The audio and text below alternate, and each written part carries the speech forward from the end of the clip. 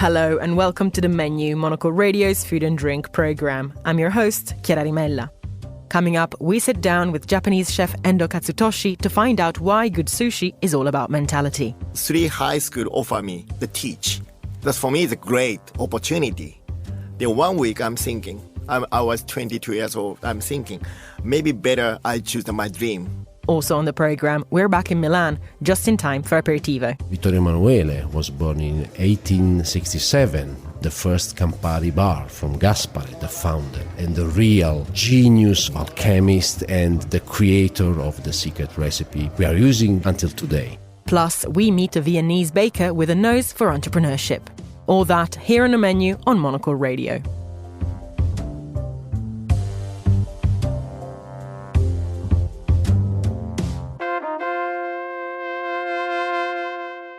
All chefs need to train painstakingly for years to hone their craft, but when it comes to becoming a sushi master, that attention to detail and perfectionism is taken to a whole another level.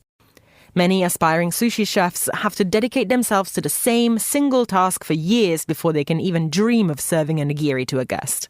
Endo Kazutoshi may have originally desired a different career than taking over his family restaurant in Yokohama, but eventually he realized the satisfaction that comes with truly investing all of your energy in an endeavor with razor-sharp precision.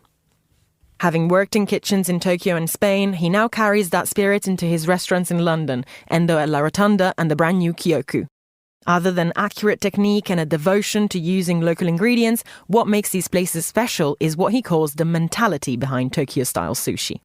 Endo joined me in the studio to discuss how times of struggle can ignite a genuine passion and talk about what makes the cut in his omakase. First of all, I would like to start from the beginning. What attracted you to becoming a sushi master? Obviously, there is family lineage, but in that, what of the craft and the art attracted you to it? I never thinking about this sushi chef. This is not my work. It's kind of my destiny. So you already mentioned too about my background. I born in a sushi restaurant. So actually my grandpa opened a sushi bar in 1940. I'm first son. Maybe England as well. It's first son. It's a lot to kind of take responsibility over the family. So my big sisters and the gap is 8 years old. So my family, everybody looking for the first son. Then I'm born. So I was 5 years old. Already my mom educated me about the chef. Of course, I'm not using knife, but kind of mentality. So we call it to shinzui, like essence of the chef. For example, I learned tea ceremony and flower arrangement, also calligraphy. Basically in Japan is young kids. After school, everybody go to the baseball and play with friends. I don't have nothing experience this. Always after school, straight go to the kind of, that's like every day, Monday to Saturday. The Sunday always I'm supporting the restaurant. That's my kind of like my key of the how to grow to my mentality of the chef, I think. The idea of mentality of the chef is so interesting when then you look at the way that your training evolved as well, right? Because anyone who's kind of a bit clued up on how sushi chefs train will know that it takes a while before you can actually get in front of customers. A lot of the work that leads you there is actually behind the scenes, is doing the same thing over and over and over and over again. And that happened to you as well, didn't it? And how did it feel, both practically but also mentally? That's maybe key as well. I went to high school and university. That university is worst things. I get the teacher's license of the physical education. I have a master of the sports science, sports technology. Then 3 high school offer me the teach. That's for me is a great opportunity. Then 1 week I'm thinking, I was 22 years old. I'm thinking, maybe better I choose my dream. Then family meeting. My parents, my big sister, my young brother, and we chat. Okay, I'm sorry about it. Unfortunately, I take over the family business because chef mentality is quite unique. It's unusual. For me, in the beginning, it's very struggling. At what point did that struggle turn into a passion? At what point did you actually fall in love with doing it? Maybe it wasn't cleaning fish for 3 years at that restaurant, but how did that feel? And at what point did you shift? Actually, seriously, 1 year is no passion. Because, I have many people, I'm an educator as well, and an ex-restaurant now as well. I saw the young chef cutting anything. We catch already. He's feeling no great. Also, no passion today, no sick, like something like that. That's why always I'm shaken in the morning. Hi, how are you, everybody? Then I catch a feeling. Maybe my master already, I met him, and he understanding. Then 1 year later, we go to drink together. He asking me always like, what's my feeling? What's my future plan? What's my dream? I speak to him straight, nothing. I'm take over my family business. Family business is going well. It's consistency. That's my dream. He told me 3 years. Okay, Endo, 3 years is okay. 3 years work with me. Then you try your best. Then after 3 years, nothing happening. He decided me. Maybe I have to keep going to chef or I choose my dream. 3 years, you have to concentrate after let's talk. So that 3 years only, it's okay. 3 years is okay. So please work with him. I tried my best. So my senior chef also supporting a lot. So about how chef is good, how, chef life is great. That's most of my memory as well. One of the guests order like a bento box. It's a maki roll, 3 maki rolls. So he's a takeaway. He ordered takeaway. He ordered me. So can you make for me one bento box? Then the guest next day coming back to me, he say, incredible, that's amazing, all family is happy. Then I'm little bit changing. I made some people happy. That little by little, the experience is coming to me. So for me, it's little by little understanding, that's not for me. Why I create for the guests, for my environment. That's kind of like appreciation. Then back to I'm beginning. I was kids. Always my mom told me, I have to appreciate for everybody. The chef's life is like that. So maybe that's almost big change in my point in the beginning, I think, in the chef life. What's your relationship with tradition? Because we talked so much about this felt like a destiny to you, and you had a very strict, in some respects, training in it, very traditional in many respects. What's your relationship with tradition now? Do you think that there is room to change in such a hallowed world of cuisine like that of sushi tradition? Tradition meaning like how I grow, also how I learn, then I improve.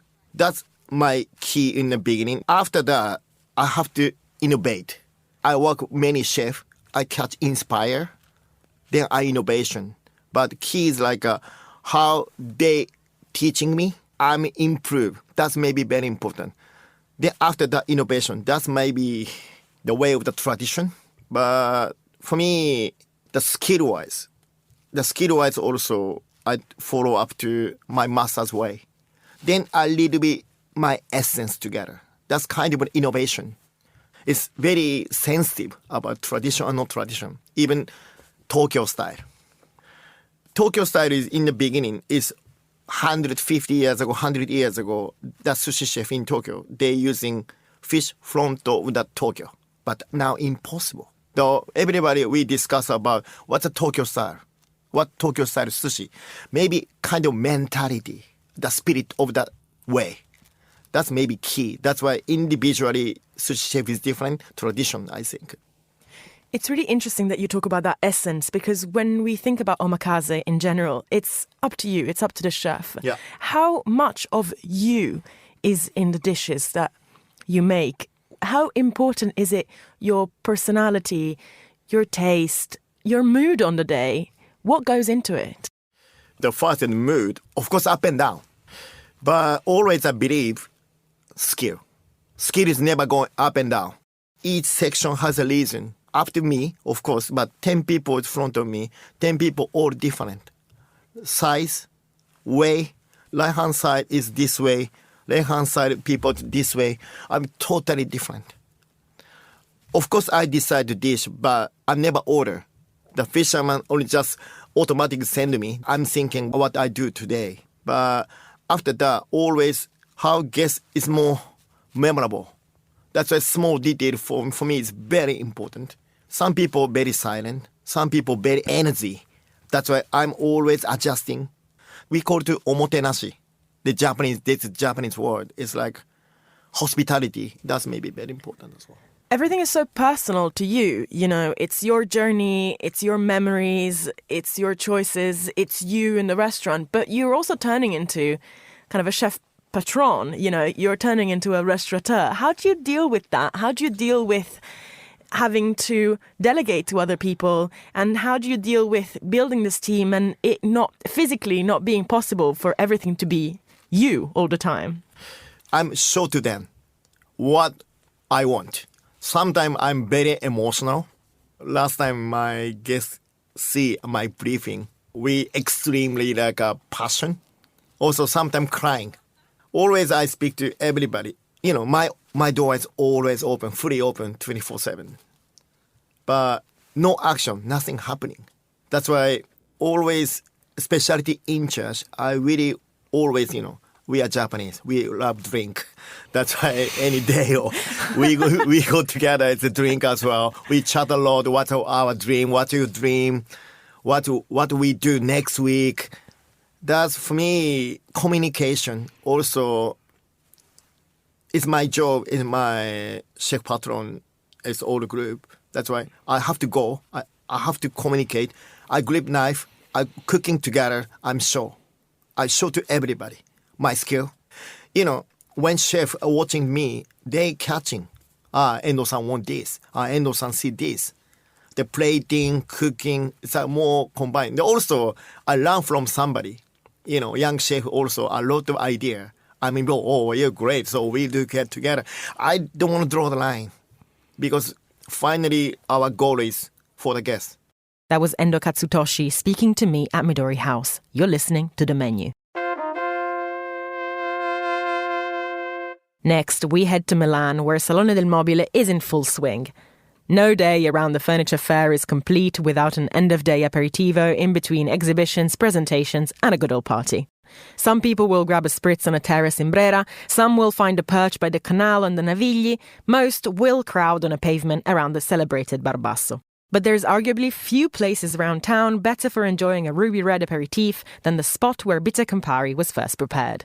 Established in 1915, the Camparino in Galleria, located right by the Duomo, is one of Milan's best preserved and most historic bars. Opened by Davide Campari, son of Campari founder Gaspare, the bar changed hands over the decades but returned to the internationally renowned group in 2019. Our Milan-based Europe editor-at-large, Ed Stocker, popped by to meet Camparino's Tommaso Cecca to talk about the Art Nouveau interiors, the new basement Gaspare Campari room, and receive a schooling in how to make the perfect Campari cocktail. The story of Campari and Camparino are very well connected since the beginning. So we are in 1860 when Gaspare Campari moved to Milan with his first bar. And then at the Galleria, Vittorio Emanuele was born in 1867. The first Campari bar from Gaspare, the founder, and the real genius alchemist and the creator of the secret recipe we are using until today.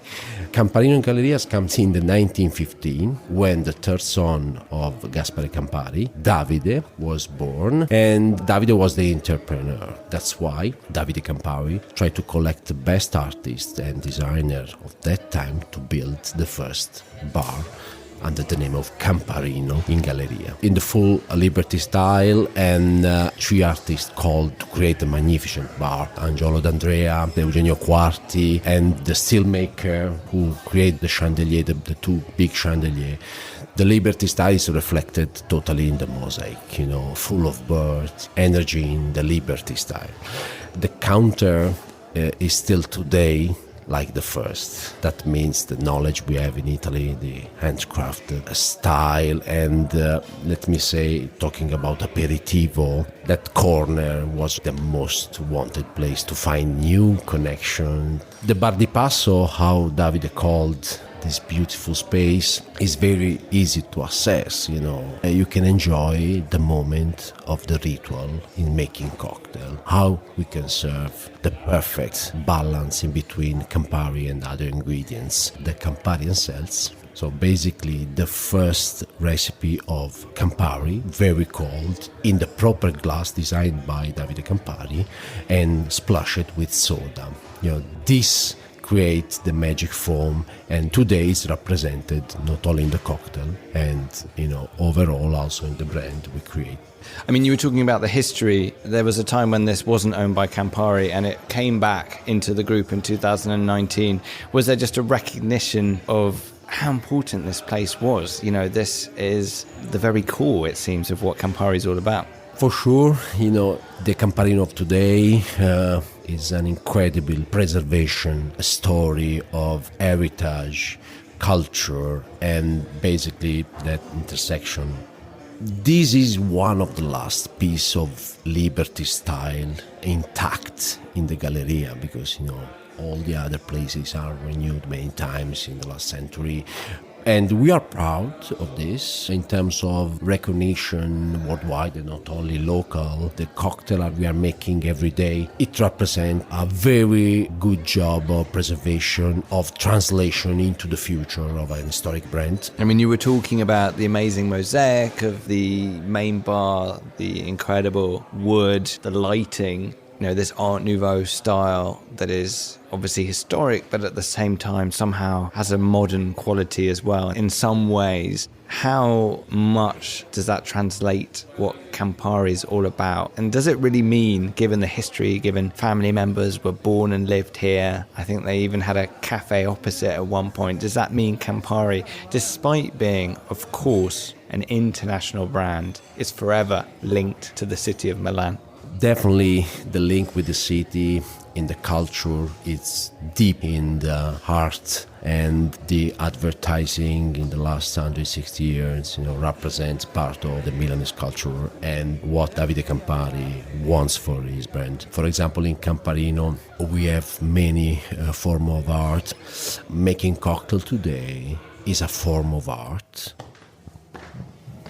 Let's talk about where we are now. We've come down the stairs to the newest addition to Camparino. It's a beautiful arched basement room. Tell us a little bit about this latest addition. The bar keeps getting bigger. Yes, we are making new places in an old space. You probably run out of room now, actually. Yeah, we are trying to reinterpret the historic place like this, the Sala Gaspare Campari. There's a bust of the man himself in the corner we're looking at. It is the bust of Gaspare Campari, which represents the soul of the room, the genius behind the creativity of Bitter Campari.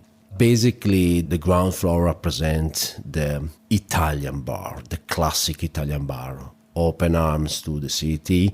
The Sala Spiritello represents a step up in terms of creativity and in terms of approach overall, also in the ambient, which is very modern.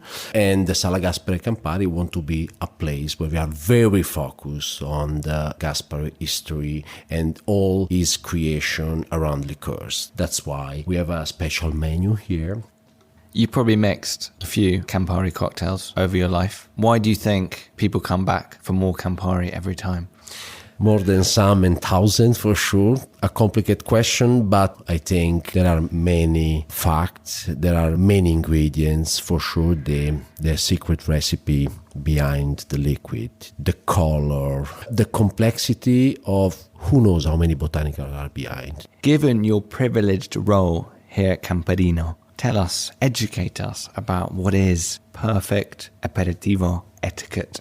Be you and be curious. And walking in Camparino, let me say, it's very easy to be transported in another world of Italian culture, connected with the modern times, hospitality, open arms, smile. For the rest, starting with simple things is another point. The Campari cells, the Campari spritz, a very well-made Milano Torino. We are talking about cocktail with a complexity from the product, but very understandable. Umami, warm in your mouth. Well, you're making me thirsty. I think we should maybe try some of these drinks. Let me introduce you, I think, the Campari and Cells.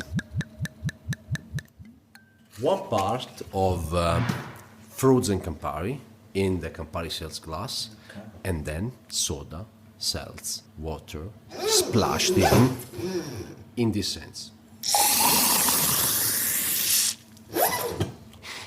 The foam, it makes the cocktail very unique. The foam you feel, the flavors, the bubbles are coming up.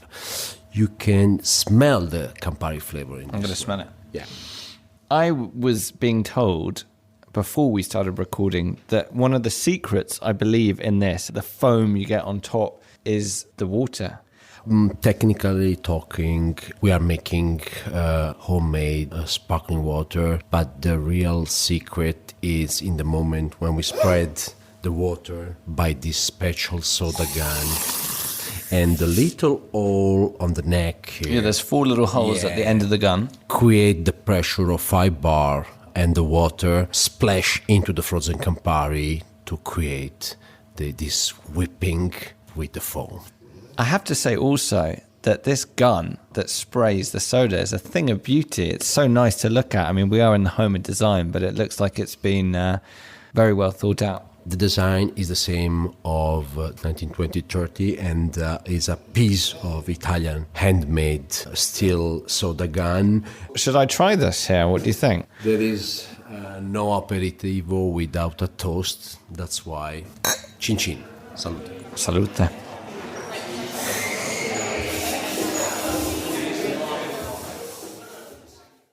Ed Stocker there with that report. This is the menu. Now it's time for the week's top food and drink headlines. Here is Monocle's George Ruskin. Declining sake production has led to an increasing number of breweries in Japan to switch to whiskey production. Consumption of sake has dropped 30% since 2011, whilst demand for Japanese whiskey has risen sharply. There are now 114 whiskey producers in the country, playing a pioneering role in stimulating the rural economy and boosting tourism through distillery tours and tastings. In the US, the celebrity chef Dave Chang has been forced to drop his trademark claim over the term chili crunch. Chang was hit with backlash after his legal team served members of the Asian American community cease and desist orders for selling the popular spicy condiment, some of which were based on old family recipes. Chang, who is branded a trademark bully, has apologised and promised to drop any future claims. And finally, a new book by the food historian Alberto Grandi is causing a stir in Italy by arguing that Italian food doesn't actually exist. He argues that pizza has its roots in Spanish cuisine, and regional dishes like pasta only gained national popularity after many Italians migrated to the US. This comes as Prime Minister Giorgia Meloni has committed to protecting Italian gastronomy from future influences as part of her nationalist agenda. Those are the week's food and drink headlines. Now back to Chiara. Thanks, George. You're listening to The Menu. It's typical for family businesses to pick a specialist trade and stick to it. Whether it be a pastificio in Modena or a chocolatier in Ghent, places like these have usually perfected and passed down their skills over multiple generations, which is what makes them especially respected and beloved by their clientele. In Austria, there's a particular reverence for heritage businesses like these, which have been cultivating their craft for centuries. That's why it's sometimes hard for those who inherit the activity to break away from these time-honoured traditions. Georg Oelschlägel, however, did just that. Despite being a scion of a perfumer family and still running the imperial-era shop, he also owns Felzl, one of Vienna's best-known bakery chains, as well as an organic farm. So, how does he square fragrances with food? Monocle's Alexei Korilov met Georg for breakfast to find out. This is our Swedish knot, or Schwedischer Knoten, how we say. It's one of our star products. It comes from, as the name says, from Sweden. It's with cinnamon, with sugar, with cardamom. So it's very tasty, and you barely find it in Vienna. Georg Oelschlägel is a jack of all trades, well, three, and master of them all. Perfumer, organic farmer, and owner of a bakery chain, Georg has entrepreneurship in his blood. His father Erich made his name and his money as a perfume importer. My father started the whole business years ago. So he worked with really big brands in the 80s, especially with Clarins, Yves Saint Laurent, Giorgio Armani, Paco Rabanne. And it was the time before Austria was part of the European Union. So Austria had to have a distributor for all these brands with their own stock in Austria because there were no open borders for the goods. But as Europe opened up in the 1990s, a business model based solely on distribution became less viable, and so the family moved into retail. In 1994 it acquired Nägele and Strobel, a storied perfume shop in the heart of Vienna. Other shops followed, and in due course Georg was made co-CEO, but he wasn't content to stop there. An outdoorsy type, in 2019 his love of nature morphed into a side career. This idea grew in my head to looking for a house on the countryside because I'm so often there and I enjoyed it. So I started searching for a house. Then I found an old farmhouse. It's from the 17th century, so it was built in 1640. The plan was to sit there on the weekends enjoying the sun, doing nothing. But I cannot do nothing. So I started thinking, what can I do there? And there was this property with some apple trees. Let's try to make apple juice. And now I'm an organic farmer producing apple juice, producing honey. Wait a minute, is that apple juice? This is my apple juice. This is your apple juice? Yeah, this is my apple juice. Then in 2020 came Felzl. Well, Felzl was a bakery in Vienna, founded by Mr. Felzl, so he is also the man that the name is given from. It was always a high-quality bakery in Vienna, and our tax lawyer asked us if we were interested in an investment, and we said yes, we are open to everything. And then we as your family, you mean? Yeah, it's a family business. We're a family business, so we as a family. And I'm a farmer, so Felzl was very interesting for me because I was interested to do something with food. And so we joined the Felzl family, let's say. In these times I had a co-CEO, her name was Christina Ostermeier. But then there was a point she said, okay, I want really to quit totally, and she sold all the shares to us. And then the story became very sad because she passed away. My team, we could manage to go on with Felzl and make it a nice story and a nice way. A perfumer's son, Georg has known the world of fragrances all his life. But with both farming and Felzl, he was on unfamiliar ground. They were looking to me in a very strange way because I was the guy coming from the big city and now trying there to make a farm. Now I'm totally accepted. And on the other hand, at Felzl, well, people were looking also very carefully and say, hey, he's coming from the perfumery world. What's he doing there? He has no glue. As time went on, however, Georg found that his different occupations are not so different. In the end, he says, perfumes and pastries come down to one thing. Both has to do with enjoying and enjoying time. It's quite near these two topics. It's about high quality, it's about good educated employees, it's about nice shops. So it's the same for a fragrance that's very sensitive, is the smell, or a bread or something sweet, it's also the smell, and then you have the taste in your mouth. When you go to a perfumery and you want to smell different perfumes, and you can explore and find new things. The same in the bakery. You can explore. We have such a big assortment of very good things. You can taste, you can try, you can smell, you can have a good coffee. So that fits very well together, and it's very similar. For Monocle in Vienna, I am Alexei Korolov. Thanks, Alexei. And that's all for this edition of The Menu. Remember that we are back with a new episode again on Friday at 2000 London time. That's at midday in San Francisco. Also, don't forget to tune into our spin-off show, Food Neighborhoods, for a tour of some of the world's tastiest destinations. I am Chiara Rimella. This program was produced by Monica Lillis, and our sound engineers were Mariella Bevan and Lily Austin. Thanks for listening, and until next week.